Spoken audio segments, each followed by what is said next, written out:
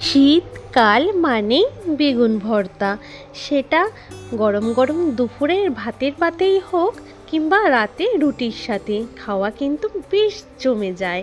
আর শীতকালে বেগুন পোড়া হবে না তাই কখনো হয়? তাই দারুণ স্বাদের আজকে বেগুন ভর্তার রেসিপি শেয়ার করছি তোমাদের সাথে। আশা করছি আজকে রেসিপিটাও খুব ভালো লাগবে তোমাদের কাছে। নমস্কার বন্ধুরা, welcome to Rupa's food story চ্যানেলে। প্রথমে বেগুন পোড়ার জন্য আমি এখানে দুটো বড় সাইজের বেগুন আর সাথে একটা টমেটো নিয়েছি। আগে থেকেই ভালো করে বেগুনগুলোকে ধুয়ে নিয়েছি। এবার একটা চাকুর সাহায্যে দেখো আমি কেটে দেখে নেব বেগুনটা ভেতরে কোনো পোকা আছে কি না।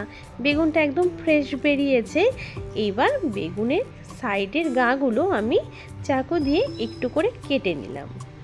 একইভাবে কিন্তু আমি দ্বিতীয় বেগুনটাও কিন্তু রেডি করব। তা প্রথমে যে আমি একটা বেগুনকে কেটে নিয়েছি, এবার কিছু রসুনের কোয়া নিয়ে নিয়েছি। আমি এই রসুনের কোয়াগুলো বেগুনটার পুরো বেগুনের সাইডগুলো যে অংশ কেটেছি সেখানে কিন্তু রসুনের কোয়াগুলো দুটো তিনটে করে দেখো এখানে ভেতরে দিয়ে দিচ্ছি। বেগুনটা যখন ভালো মতন পোড়া হবে সাথে কিন্তু এই রসুনের কোয়াগুলো কিন্তু খুব সুন্দর সেদ্ধ হয়ে যাবে। আর নিয়ে নিয়েছি সর্ষের তেল। এবার সর্ষের তেল দিয়ে খুব ভালো করে পুরো বেগুনটা কিন্তু ব্রাশ করে নেব, যাতে বেগুন পোড়ানোর পরে বেগুনের খোসাটা খুব সহজে কিন্তু ছাড়ানো যাবে। আর যেখানে আমরা এখানে রসুনের কোয়াগুলো ভরেছি সেখানে একটু তেল আমি ভেতরেও কিন্তু দিয়ে দিচ্ছি। তেলটা ভেতরে গেলে কি হবে, রসুনের কোয়াগুলো কিন্তু খুব সুন্দর সেদ্ধ হয়ে যাবে। আর এইভাবেই পুরো বেগুনটাকে কিন্তু আমি এইভাবে ব্রাশ করে নিলাম। আর দ্বিতীয় বেগুনটাকেও কিন্তু ঠিক একইভাবে কিন্তু আগে প্রথমে কেটে দেখে নেব যে বেগুনের ভেতরে কোনো পোকা আছে কি না। তারপর সাইড থেকে একটু করে কেটে নিচ্ছি। এই কাটা অংশগুলোর মধ্যে একইভাবে কিন্তু রসুনের কোয়াগুলো ভরে নেব। তোমরা চাইলে রসুনের কোয়ার সাথে কাঁচা লঙ্কাও কিন্তু দিতে পারো, তবে আমি কাঁচা লঙ্কাটা পরে ব্যবহার করব, এর জন্য কাঁচা লঙ্কা দিলাম না। শুধুমাত্র রসুনের কোয়াগুলোই বেগুনের মধ্যে দিয়ে দিচ্ছি আর সর্ষের তেল ব্রাশ করে নিচ্ছি। বেগুন ভর্তায় কিন্তু সর্ষের তেলটাই মাস্ট। সাদা তেল দিয়ে কিন্তু করলে একদমই স্বাদ আসবে না, ভালো লাগবে না খেতে। যে কোনো ভর্তা মানে সর্ষের তেলে কিন্তু এর স্বাদ অনেক গুণ বাড়িয়ে দেয়। তা দুটো বেগুন ভালো করে ব্রাশ করে নিয়েছি, সাথে টমেটোটাকেও একটুখানি তেল ব্রাশ করে নিলাম। এবার পুড়িয়ে নেওয়ার পালা। গ্যাস জ্বেলে নিয়েছি। গ্যাসের মধ্যে আমি একটা দেখো বড় কিন্তু এখানে স্ট্যান্ড বসিয়ে নিয়েছি, যেটার মধ্যে বা ছাঁকনি বলতে পারো। এখানে এগুলোর ওপরে আমি দেখো নেটের ওপরে দিয়ে দিয়েছি দুটো বেগুন আর টমেটো। খুব ভালো করে এগুলোকে কিন্তু আমি এপিট ওপিট করে কিন্তু পুড়িয়ে নেব, যাতে পুরো বেগুনটা ভালো মতন পোড়া হয়, সাথে টমেটোটাও খুব সুন্দর পোড়া হবে। একটা পিঠ হয়ে গেলে আমি আরেকটা পিঠ ঘুরিয়ে দিচ্ছি। এইভাবেই অনবরত এপিট ওপিট করে কিন্তু আমাদের বেগুনটাকে ভেজে নেব, মানে পুড়িয়ে নিচ্ছি।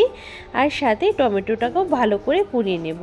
আর একটা শুকনো লঙ্কাও সাথে পুড়িয়ে নিলাম। আর পোড়া শুকনো লঙ্কা দিয়ে বেগুন ভর্তাটা মাখলে খেতে কিন্তু অনেক টেস্টি হয়।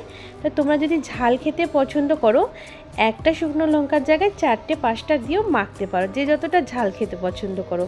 দেখো এইভাবেই কিন্তু আমি বেগুন আর টমেটো সবগুলো পুড়িয়ে নিয়েছি।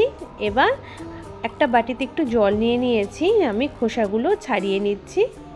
এইভাবে একটু জল নিয়ে নিলে মানে খোসাগুলো ছাড়িয়ে নিতে খুব সুবিধা হয়, কারণ হাতের মধ্যে সব খোসা আটকে যায়। সেটা যদি এইভাবে বাটির মধ্যে একটু ধুয়ে আবার করা যায় তাহলে কিন্তু তাড়াতাড়ি হয়ে যায় কাজটা।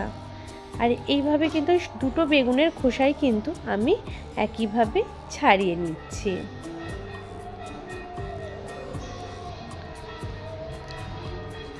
পুরো দেখো রেডি করে নিলাম আমি। বেগুনের খোসা আর টমেটোর খোসা পুরো ছাড়িয়ে নিয়েছি। আর এখানে ভর্তা মাখার জন্য পেঁয়াজ কুচি, লঙ্কা কুচি, ধনিয়া পাতা কুচি, লবণ আর শুকনো লঙ্কাটা নিয়ে নিয়েছি। প্রথমে লবণের সাথে শুকনো লঙ্কাটাকে খুব ভালো করে ডলে ডলে মেখে নিতে হবে। তবে এখানে চাইলে কিন্তু আরও শুকনো লঙ্কা তোমরা নিজে মাখতে পারো, ঝালটা নিজেদের উপর নির্ভর করে কে কতটা খেতে পছন্দ করো। এবার যেই রসুনের কোয়াগুলো বেগুনের ভেতরে দেওয়া ছিল সেগুলো কিন্তু একদম সফট আর নরম হয়ে গেছে, এগুলোকেও কিন্তু একইভাবে কিন্তু মেখে নেব। একদম কিন্তু নরম হয়ে গেছে রসুনের কোয়াগুলো। বেশ লবণ, শুকনো লঙ্কা আর রসুনটাকে ভালো করে মেখে নেবার পর যেই টমেটোটা এখানে পুড়িয়েছিলাম সেই টমেটোটাকেও মেখে নিচ্ছি। ভালো করে চটকে মেখে নিতে হবে টমেটোটাকে। এরপর পেঁয়াজ কুচো, লঙ্কা আর ধনিয়া পাতা কুচির সাথে খুব ভালো করে সমস্ত কিছুকে কিন্তু মেখে নিচ্ছি। পেঁয়াজ, টমেটো সব ভালো করে মেখে নেওয়ার পর এবার পুড়িয়ে রাখা বেগুনটা নিয়ে নিয়েছি। এবার বেগুনগুলোকেও একসাথে খুব ভালো করে কিন্তু মেখে নেব। প্রথমে পেঁয়াজ, লঙ্কা, টমেটো সব কিছুর সাথে একদম ভালো করে বেগুনটাকে চটকে মেখে নিতে হবে। হাতের মাখা যত ভালো হবে, মানে যত চটকে মেখে নেওয়া হবে, সব কিছুর স্বাদ কিন্তু বেগুনের সাথে ততটাই মিশে যাবে। তাই খুব ভালো করে মেখে নিতে হবে।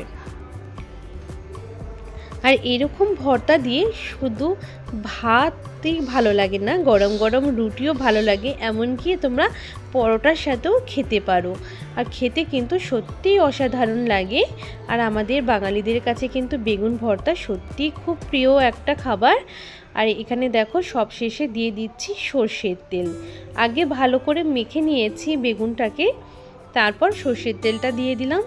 এবার সর্ষের তেলের সাথে খুব ভালো করে আবার কিছুক্ষণ মেখে নেব। এতে কিন্তু বেগুন ভর্তার স্বাদ আরও অনেক গুণ বেড়ে যাবে। যত রকমভাবে ইউটিউবে দেখা যে নানা রকমভাবে বেগুন না পুড়িয়েও ভর্তা করা যায়, তবে আমার মনে হয় বেগুন পুড়িয়ে ভর্তা করলে সেই স্বাদ কিন্তু সব থেকে বেশি হয় অন্যান্য রেসিপির থেকে। তা আমি দেখো বেগুনটাকে কিন্তু খুব ভালো করে মেখে নিয়েছি, আমার মাখা কিন্তু কমপ্লিট। চলো এবার এটাকে একটুখানি সুন্দর করে সার্ভ করে নিয়েছি যাতে দেখতেও এটা সুন্দর লাগে। ব্যাস একটা কাঁচা লঙ্কা, একটা পাকা লঙ্কার সাথে বেগুন ভর্তাটা আমি প্লেটে বেশ সুন্দর করে সার্ভ করে নিয়েছি। তা আজকের রেসিপিটা কেমন লেগেছে তোমাদের কাছে অবশ্যই জানাবে। ভালো লাগলে একটা লাইক করে দিও এবং কমেন্ট করতেও কিন্তু ভুলবে না। ভালো লাগলেও কমেন্ট করো, খারাপ লাগলেও কমেন্ট করো। আর নতুন বন্ধু হলে চ্যানেলটাকে সাবস্ক্রাইব করে নিও। পাশে থাকা বেল বটনটাকেও কিন্তু অল করে দিও যাতে আমার ভিডিওর সমস্ত নোটিফিকেশান তোমার কাছে পৌঁছে যায়। আমার সমস্ত বন্ধুদের জানাই অনেক অনেক ধন্যবাদ সবসময় সাথে এবং পাশে থাকার জন্য। আর এভাবেই তোমরা আমার সাথে থেকো, পাশে থেকো, আমিও তোমাদের সাথে আছি, পাশে আছি। আজ তাহলে এই পর্যন্ত, দেখা হবে আবার অন্য কোনো নতুন রেসিপির সাথে। বাই।